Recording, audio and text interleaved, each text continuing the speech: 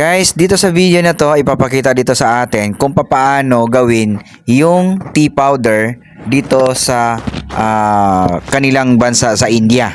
Okay? Magmula dun sa unang proseso hanggang sa pinakahuling proseso, ipapakita dito sa video na to.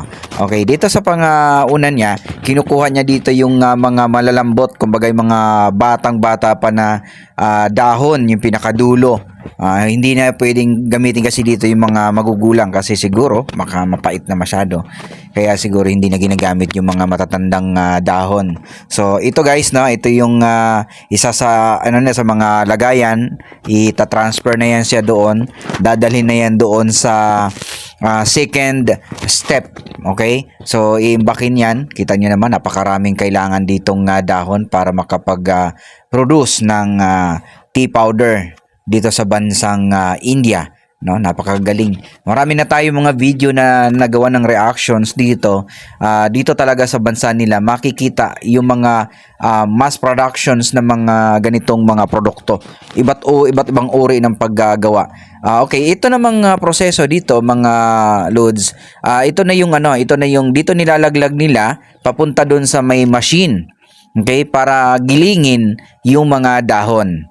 Gigilingin na nila yan. So, ito yung mapapansin nyo. Nandito na siya sa may machine. Ginigiling na yan siya para, yan o, mapapansin nyo. Durog na yung mga dahon na sinilid doon sa may butas. So, ito na yung proseso. No? Ito na yung pangatlong proseso nila dito. Pagkatapos gilingin yan, okay, pagkatapos gilingin yan, pupunta yan uli doon sa isang machine. Ayan. Dito sa machine na to, okay, ito yung pang-apat na proseso ngayon. Unti-unti na yan siya, nagiging powder na siya. Okay, ayan o. Mapansin nyo mga powder. Pero hindi pa yung last. Pang-apat pa lang yan. So, ito na yung next step dito. Kung mapansin nyo, parang nagbubutil-butil na siya. Okay, nagbubutil-butil na siya. Ayan o.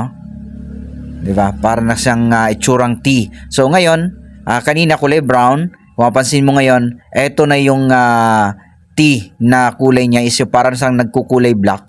Okay? Ayan o. So, sinasala. Dito sa process nito, sinasala na yung mga nabuo na, yung mga nagiging butil-butil na nilalagay na sa mga sako. Ayan, sasalain siya and papunta na yan dun sa kanilang packaging. Ayan na yung mga sako. O, di ba guys? Ganun lang ang paggawa dito ng tea sa kanilang bansa dito sa India. Okay? So, napakaganda, nakakamangha. Kaya talagang amazing yung mga Indiano talaga. Di ba? Ganda.